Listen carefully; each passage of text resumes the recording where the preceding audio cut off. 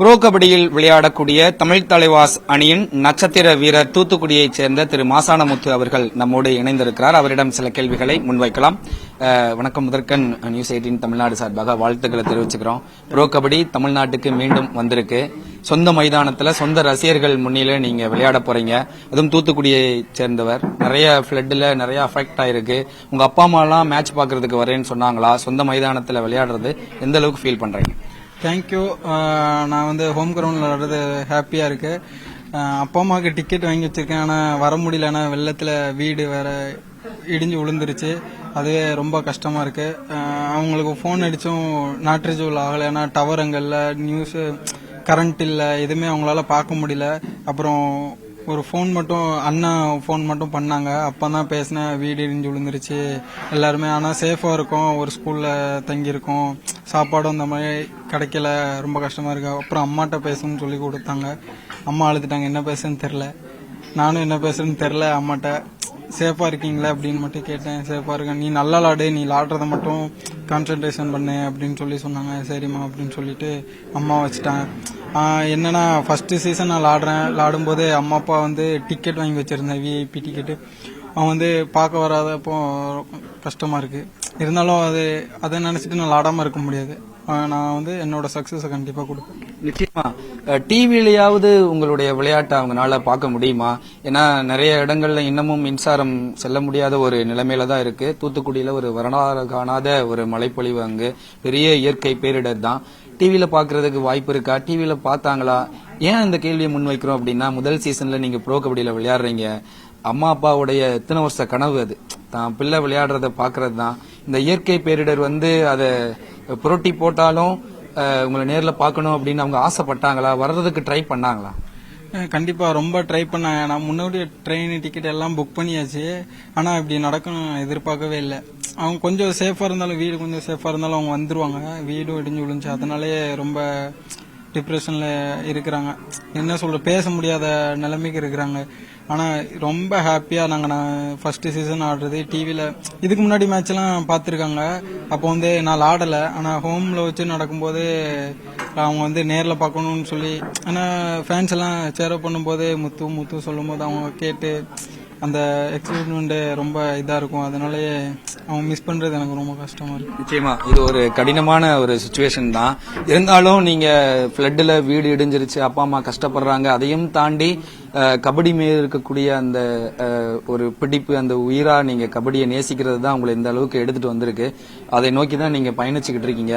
விளையாடும் போது உங்க மனநிலை எப்படி இருக்கும் அப்படின்னு நீங்க ஃபீல் பண்றீங்க? ஏன்னா வீட்டுல ஒரு பக்கம் கஷ்டம், இங்கேயும் ஹோம் கிரவுண்ட் அந்த பிரஷர், அடுத்து நம்மளுடைய திறமையை நிரூபிக்க வேண்டிய ஒரு கட்டாயம். கபடிக்கு ஏற்கனவே தமிழ்நாட்டில் நிறைய வேலை வாய்ப்புகள் குறைவாதான் இருக்கு. சோ உங்களை பார்த்து நிறைய வீரர்களை உருவாக்க வேண்டிய ஒரு இக்கட்டான சூழ்நிலையில இருக்கீங்க. களத்துல எப்படி இறங்க போறீங்க? களம் எப்படி இருக்கும்னு ஃபீல் பண்றீங்க?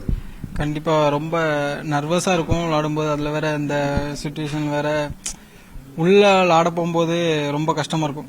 மைண்ட் ஃபுல்லா வீட்டுல என்ன பண்றாங்க அப்படின்னு தான். ஆனா உள்ள இறங்கினதுக்கு அப்புறம் எந்த திங்க், இப்போ மட்டும் இல்ல எப்பவுமே எந்த திங்க்குமே வராது. விளாடும்போது கேம் மட்டும்தான். கபடினா கபடி மட்டும்தான், வேற எந்த திங்க்கும் வராது. வேணா முடிச்சுட்டு வேணா கொஞ்சம் ஃபீல் பண்ணலாம். ஆனா கேம்னு வந்துருச்சுன்னா கபடி மட்டும், வேற எதுவுமே திங்க் பண்ண. நீங்க வீட்டுக்கு போகணும் அப்படின்ற ஆசை இருக்கா? இந்த சுச்சுவேஷன்ல கபடியை நீங்க உயிரா நேசிக்கிறீங்க, இருந்தாலும் அப்பா அம்மா அங்க கஷ்டப்பட்டு இருக்காங்களே, வீட்டுக்கு போகணும் அப்படின்ற எண்ணம் இருக்கா? கண்டிப்பா இருக்கு. ஆனா கபடியை விட்டுட்டு எப்படி போக முடியும்? ஏன்னா அவங்க நம்மள தமிழ் தலைவாசங்காண்டி ஃபர்ஸ்ட் சீசன் விளாடுறேன். எனக்கு இது முக்கியமா? அங்க போய் வீடு பார்க்கணும்னா கண்டிப்பா கபடி தான் முக்கியம். ஏன்னா இதுதான் எனக்கு வந்து இப்போ வாழ்க்கை கொடுத்துச்சு. அதனால கண்டிப்பா கபடி. நிச்சயமா. அங்க உதவிகள் அம்மா அப்பாட்ட பேசுனீங்களா? உதவிகள் கிடைச்சிருச்சா? அரசு சைட்ல இருந்து உதவி கிடைச்சிருக்கா? இல்ல தன்னார்வலர்கள்ல இருந்து உதவி கொடுக்கறதுக்கு முன் வந்திருக்காங்களா? அங்க இப்ப இருக்கக்கூடிய நிலைமை என்ன? அவங்க சேஃபா தான் இருக்காங்க. கவர்மெண்ட் சைட்ல இருந்து எல்லா இடத்துக்கும் போயிட்டு தான் இருக்காங்க. ஆனா எங்க ஏரியா சைடு வரலன்னு சொல்லி சொல்றாங்க. தன்னார்வலர்கள் யாருமே வரல. முடிஞ்சா நான் பண்ணணும்னு நினைக்கிறேன். ஆனா என்ன பண்றது எனக்கு தெரியல. ஏன்னா சின்ன பையனா இருக்கிறேன், யார இது பண்ணணும், யார பார்க்கணும்னு தெரியல. கண்டிப்பா பண்ணுவேன். ஏன்னா எங்க ஊரு, அதுக்காண்டியாட்டும் நான் பண்ணணும்ல. நிச்சயமா நீங்க வந்து கபடியை சிறப்பா விளையாடணும் அப்படின்றதுக்காகவே இந்த நியூஸ் 18 தமிழ்நாடு தொலைக்காட்சியை பார்த்துக்கிட்டு இருக்கக்கூடிய தன்னார்வலராக இருந்தாலும் சரி, அரசு அதிகாரிகளாக இருந்தாலும் சரி, கபடியை அடுத்த கட்டத்தை நோக்கி எடுத்து செல்ல போறீங்க. உங்களை பார்த்து நிறைய பிளேயர்ஸ் உருவாக போறாங்க. இந்த சூழ்நிலையில நீங்க கபடி தான் முக்கியம் அப்படின்னு நீங்க விளையாட போறீங்க. நிச்சயமா நீங்க கவலைப்படாம விளையாடுங்க. நியூஸ் 18 தமிழ்நாடு சார்பா உங்க குடும்பத்துக்கு என்ன உதவிகள் தேவையோ அது கண்டிப்பா நாங்க இல்ல அரசு அதிகாரிகளையாவது எப்படியாவது செய்ய வைப்பதற்கு நாங்க முழு மூச்சுல களமிறங்குவோம். அந்த நம்பிக்கையை நாங்க உங்களுக்கு கொடுக்கிறோம். தைரியமா நீங்க விளையாடுங்க. மீண்டும் ஒரு முறை நியூஸ் 18 தமிழ்நாடு சார்பாக வாழ்த்துக்களை தெரிவிச்சுக்கிறோம். நன்றி. தேங்க்யூ. சென்னையில கபடி நடக்குது, சொந்த மைதானத்துல விளையாட போறீங்க, சொந்த ரசிகர்கள் முன்னிலை விளையாட போறீங்க. எப்படி ஃபீல் பண்றீங்க? ஃபர்ஸ்ட் சீசனாக இருக்கும், கொஞ்சம் பதட்டமாகவும் இருக்குது. அது இல்லாமல் நம்மளுக்கு கொஞ்சம் வாய்ப்பு கிடைச்சா நல்லாயிருக்கும். வாய்ப்பு கிடைச்சா நான் பயன்படுத்துவேன். என் மேலே ஃபுல் கான்ஃபிடென்ஸில் இருக்கேன். நான் ஆடுவேன்னு ஒரு நம்பிக்கையில் இருக்கேன். சப்போர்ட் பண்ணுங்க. நிச்சயமா. நீங்க சொல்லுங்க. ஃபர்ஸ்ட் அதேதான், சொந்த ரசிகர்கள் முன்னிலை விளையாட போறீங்க, ஹோம் கிரவுண்ட்ல விளையாட போறீங்க. அதுவும் நம்ம தமிழ்நாட்டினுடைய மாநில விளையாட்டு போட்டி, நம்ம மண் சார்ந்த விளையாட்டு. ஸோ எப்படி இருக்கு? கண்டிப்பா ரொம்ப எக்ஸைட்மெண்ட் தான். நான் ஆல்ரெடி விளையாண்டுருக்கேன் நம்ம மக்கள் முன்னாடி. அதனால வந்து மற்ற கிரவுண்டில் இருக்கிறத விட நமக்கு வந்து அவ்வளோ சப்போர்ட் பண்ணுவாங்க நம்ம மக்கள். நம்ம கொடுக்குற பெஸ்ட்டை விட இன்னும் நம்ம வந்து டவுன் ஆகிட்டாலும் கண்டிப்பாக அவங்களோட கைத்தட்டில் வந்து நம்மளை இன்னும் மேலே தூக்கி விடும். நம்ம 100% கொடுக்கறதுக்காக அவங்க நம்மளை சப்போர்ட் பண்ணிகிட்டே இருப்பாங்க. கிட்டத்தட்ட ரொம்ப சீசன் நடந்துருச்சு. தமிழ் தலைவாசன் டாப்ல வர முடியல, கப்பு வின் பண்ண முடியல அப்படின்னு ஃபீல் பண்றீங்க? அப்படி இல்லை, மொத்தம் 12 டீமுமே பார்த்தீங்கன்னா அந்த கப்புக்காக தான் கஷ்டப்படுவாங்க. எல்லா டீமுக்கும் அந்த கப்பு கிடைக்காது. ஹார்ட் ஒர்க் யார் பண்ணுறாங்களோ அவங்களுக்கு தான். நம்ம team last time play of போயிருக்கு. கண்டிப்பாக இந்த தடவையும் போன தடவையோட இந்த தடவை நல்ல டீம். கண்டிப்பாக பிளே ஆஃப்ஸ் போகும். கண்டிப்பா ஃபைனல். தமிழ்நாடு நம்ம மாநில விளையாட்டு கபடி நம்மகிட்ட இருந்து நார்த் சைடு இந்த கேம் போயிருச்சு அப்படின்னு ஃபீல் பண்றாங்க. அஸ் அ பிளேயரா நீங்க எப்படி இதை பாக்குறீங்க? அது வந்து நம்மளோட தப்புன்னு தான் நான் சொல்லுவேன். ஏன்னா நம்ம சரியா ஹார்ட் ஒர்க் பண்ணி டெடிகேஷனா இருந்துதான் அவங்க கிட்ட போயிருக்காது. கண்டிப்பா அவங்க பாத்தீங்களா ஒவ்வொரு வில்லேஜ்லயும் பாத்தீங்களா இப்ப விளையாண்டுட்டு போற ஒரு பிளேயர், ப்ரோ கபடி விளையாண்டு போற பிளேயர் ஒரு அகாடமி திறந்து கபடியாக அவ்வளவு மோட்டிவேட் பண்றாங்க. இப்ப ஹரியானால ஒரு ஏசியன் கேம்ஸ் விளையாண்ட பிளேயருக்கு 3 கோடி ரூபா தராங்க. அதே வந்து நம்ம இதுல 50 லட்ச ரூபா கொடுக்குறாங்க. எவ்வளவு டிஃபரன்ஸ் நீங்களே பாருங்க. இப்ப அப்படி இருக்கிறப்ப பிளேயர்ஸ் நம்ம பிளேயர்ஸ் மேல தான் நான் தப்பு சொல்லுவேன். மற்றபடி அவங்க எல்லாருமே ஹரியானா பிளேயர்ஸ் அவ்வளோ ஹார்ட் ஒர்க் பண்றாங்க. நம்ம பிளேயர்ஸ் வந்து பாத்தீங்களா ரொம்ப நாள் ஹார்ட் ஒர்க் பண்ண முடியும். கவர்மெண்ட் ஜாப் இல்ல, கிளப் டீம்ல அப்பாயின்மெண்ட் இல்ல, கண்டுக்கிறவே மாட்டேங்கிறாங்கன்னா எப்படி ஒரு பிளேயர் நம்பி? இப்ப வீட்டுல எங்க வீட்லயே சொல்லுவாங்க, கபடி உனக்கு என்னடா சோறு பிடிச்சு நீ ஏன்டா போய் விளையாடுற அப்படின்னு கேட்பாங்கல்ல, அம்மா அப்பா கேட்பாங்கல்ல. அப்ப பிளேயரை நம்ம குறை சொல்ல முடியாது இல்லையா? அப்படிலாம் கிடையாதுங்க. நான் 2016 வந்து நம்ம இதுல ஒரு அப்பாயின்மெண்ட் கூட கிடையாது. நான் ஹைதராபாத்ல தான் ரயில்வேஸ்ல ஜாயின் பண்ணேன். எந்த அப்பாயின்மெண்ட் எதுவுமே ஓப்பன் பண்ண கிடையாது. நான் ஜாயின் பண்றப்ப எங்க வீட்லயே எங்க ஊர்ல இருந்து எல்லாருமே அவன் பையன் என்ன கபடி விளையாட போறான், என்ன இருக்குது அதில் அப்படின்னு சொல்லி தான் கேட்டாங்க. இன்னைக்கு எனக்கு வந்து நான் நினைச்சு பார்க்க முடியாத எங்க ஃபேமிலிக்கு அந்த ப்ரோ கபடி மூலியமா கொடுத்துருக்கேன். அப்படி இருக்கிறப்ப வந்து கபடி எல்லாமும் செய்யுது. இப்போ ஜாப்ல இருந்து எல்லா டிபார்ட்மெண்ட்லயும் ஓப்பன் பண்ணிட்டாங்க. இது வந்து பிளேயரோட ஹார்ட் ஒர்க்ல தான் இருக்குன்னு நான் சொல்லுவேன். இப்போ இவன் இந்த அளவுக்கு வந்திருக்கானா இவனுடைய ஹார்ட் ஒர்க் தான். அதனால எல்லா பிளேயரும் ஹார்ட் ஒர்க் பண்ணுங்க. கண்டிப்பா கபடி நீங்க நினைச்சு பார்க்க முன்னாடியே அது ப்ரோ கபடி வந்து உங்களுக்கு லைஃபை கொடுக்கும். நிச்சயமா. இப்ப நேற்று ஒரு நியூஸ் வந்துச்சு நம்மளுக்கு. மத்திய அரசு வழங்கக்கூடிய உயரிய விருதுகள்ல ஒன்றான ராஜீவ்காந்தி தயான் சந்த் வாழ்நாள் சாதனையாளர் விருது நம்ம கவிதா செல்வராஜ் அவர்களுக்கு கிடைச்சிருக்கு. ரொம்ப வருஷமா இந்த மாதிரியான ஒரு ரெகக்னேஷனே இல்லாம தான் நம்ம இருந்தோம் தமிழ்நாட்டில். ஜாப்பும் இல்ல, ரெகக்னேஷனும் இல்ல அப்படின்னு கஷ்டப்பட்டுட்டு இருந்தோம். ஒரு விமனா ஃபர்ஸ்ட் டைம் வாங்கியிருக்கிறாங்க. இது ஒரு பக்கம் சந்தோஷமா இருந்தாலும், ஆனா அவங்க எதுக்காக போனாங்க? ஏசியன் டீம் போய் கோல்டு மெடல் வாங்கி கொடுத்தாங்க. ஆனா அந்த 2 டீம்லயுமே தமிழ்நாடு பிளேயர்ஸ் யாருமே இல்லையே அப்படின்ற ஒரு குறையும் இருக்கு. சந்தோஷமா இருக்கு, ஒரு பாசிட்டிவ் பிளஸ் நெகட்டிவ் ரெண்டுமே இருக்கு. நீங்க ஒரு பிளேயரா மதிப்பிடுங்க. இது நான் எப்படி சொல்றதுன்னு தெரியல. சொன்னா எதுவும் பிரச்சனை வரும். பிரச்சனை வராத மாதிரி சொல்லுங்க. சரி, பிரச்சனை வராத மாதிரி சொன்னா கண்டிப்பா நம்ம அது வந்து நம்ம ஃபெடரேஷன் கையில தான் இருக்கு. இப்போ நம்ம ஃபெடரேஷன் வந்து எனக்கு ஒரு பிளேயருக்கு செலெக்ஷன் கொடுங்க அப்படின்னு சொன்னா ஃபோர்ஸ் பண்ணி கேட்டா கம்பல்சரி கொடுப்பாங்க. கொடுக்காமலாம் கிடையாது. நம்ம எங்க பிளேயர்ஸ் 2 பிளேயர்ஸ் இந்தியா கேம்ப் கொடுங்க, கண்டிப்பா ஒரு பிளேயர்ஸ் இந்தியா கொடுங்கன்னா கொடுப்பாங்க. நம்ம ஃபெடரேஷன் வந்து அந்த மாதிரி ஃபோர்ஸ் பண்ணி கேட்க மாட்டேங்கிறாங்க. கேட்டா கண்டிப்பா கொடுப்பாங்க. கொடுக்காமலாம் கபடி சங்கம் வந்து முயற்சிக்கணும், வீரர்களை ஊக்குவிக்கணும். கண்டிப்பா நேஷனல் ஆடுறப்ப 2 பேருக்கு இந்தியா கேம்ப் வாங்கி கொடுங்க, என் பிளேயர் ஒருத்தங்க இந்தியா கொடுங்க அப்படின்னு சொல்லி ஃபோர்ஸ் பண்ணா கண்டிப்பா கொடுப்பாங்க. கொடுக்காமலாம் கிடையாது. நிச்சயமா. நீங்க ஜாப் ஆப்பர்ச்சுனிட்டிஸை பத்தி சொல்லுங்க. தமிழ்நாட்டில் எப்படி இருக்கு? நீங்க அடுத்த கட்ட பிளேயர்ஸ், வளர்ந்து வரக்கூடிய பிளேயர்ஸ் போதுமான அளவுக்கு திருப்திகரமா வேலை வாய்ப்பு எல்லாம் கிடைக்குதா, அங்கீகாரம் கிடைக்குதா ஃபர்ஸ்ட் கபடி பிளேயர்ஸுக்கு அப்படின்றத பத்தி? மோஸ்ட்லி இப்போ ரீசெண்டாக மெடல் இருக்கவங்களுக்கு தான் வேலைவாய்ப்பு இருக்குன்னு அறிவிச்சிட்டாங்க கவர்மெண்ட்டில்.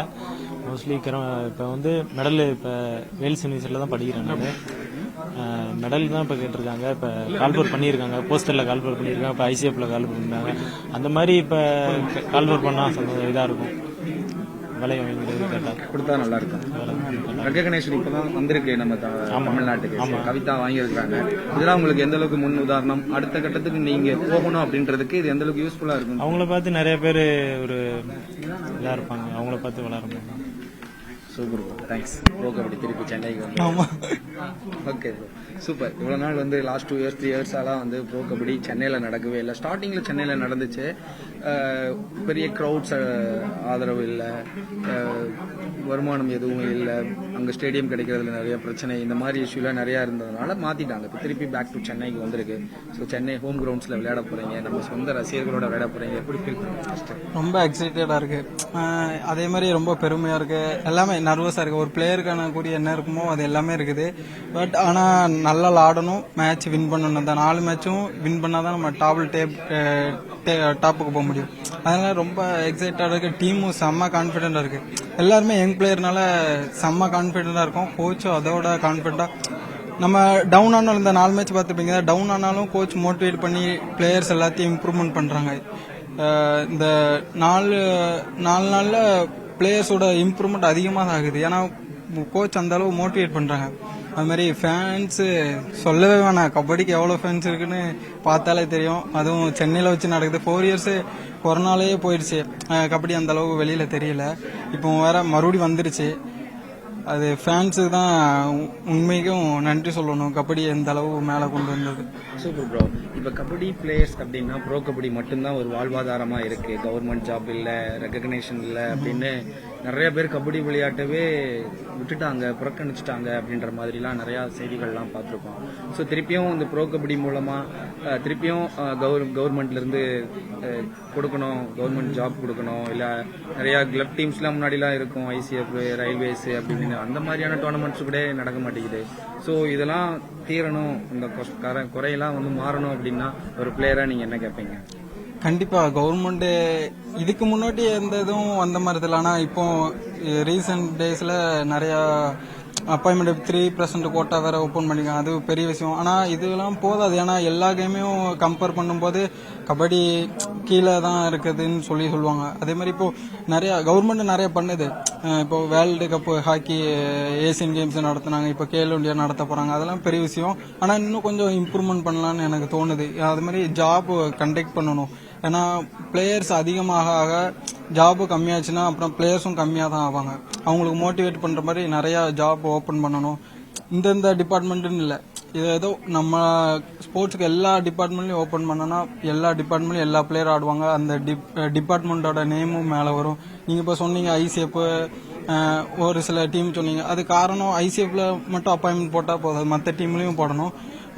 அதே மாதிரி இப்போ தான் நான் ஜாயின் பண்ணேன் இன்கம் டேக்ஸ்ல. அது மாதிரி இன்கம் டேக்ஸ் அந்த மாதிரி நிறைய சென்ட்ரல் கவர்மெண்ட், ஸ்டேட் கவர்மெண்ட் நிறைய ஓபன் பண்ணாதான் பிளேயர்ஸோட இதுவும் இன்க்ரீஸ் ஆகும், எல்லாமே போடும். Super bro. ரீசெண்டா நேத்து நம்ம தமிழ்நாட்டில இருந்து கவிதா செல்வராஜுக்கு தயான்சந்த் வாழ்நாள் சாதனையாளர் விருது கொடுத்திருக்காங்க. ஸோ கபடி பிளேயரை ரெகக்னைஸ் பண்ண ஆரம்பிச்சிட்டாங்க அப்படின்னு ஒரு ஃபீல் இருக்கு. நீங்க ஒரு கபடி பிளேயரா இதை எப்படி பாக்குறீங்க?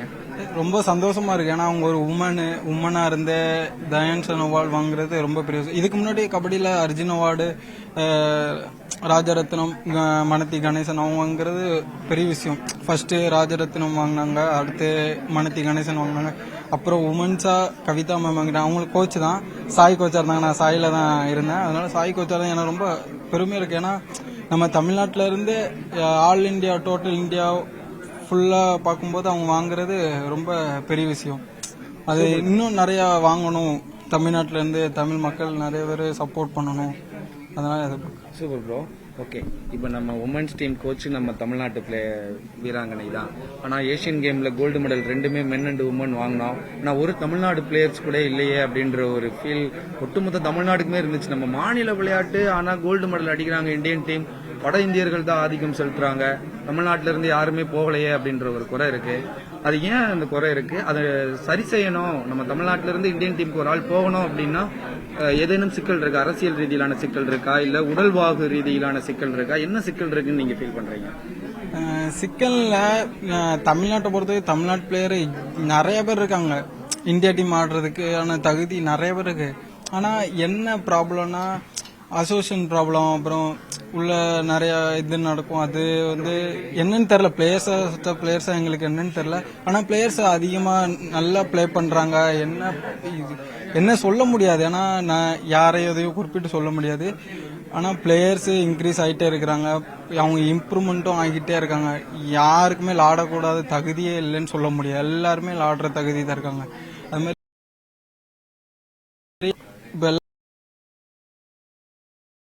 கபடி வந்து தமிழ்நாட்டில் இருந்துச்சு, அதனாலதான் அர்ஜுன் அவார்டு வாங்கினாங்க.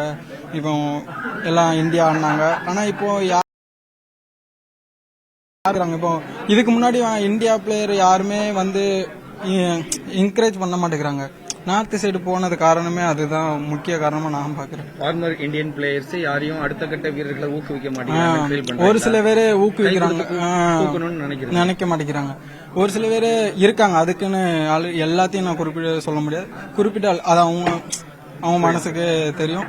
அதனால அவங்க வந்து சச்ச பிளேயரா நம்ம பையன் இல்லாம தமிழ்நாட்டில இருந்து நல்ல பிளேயரை தூக்கி இந்தியாவில் ஆட வைக்கணும், அந்த மாதிரி எண்ணம் இருந்துச்சுன்னா நல்லா இருக்கும். Super, thanks. Okay, all the best.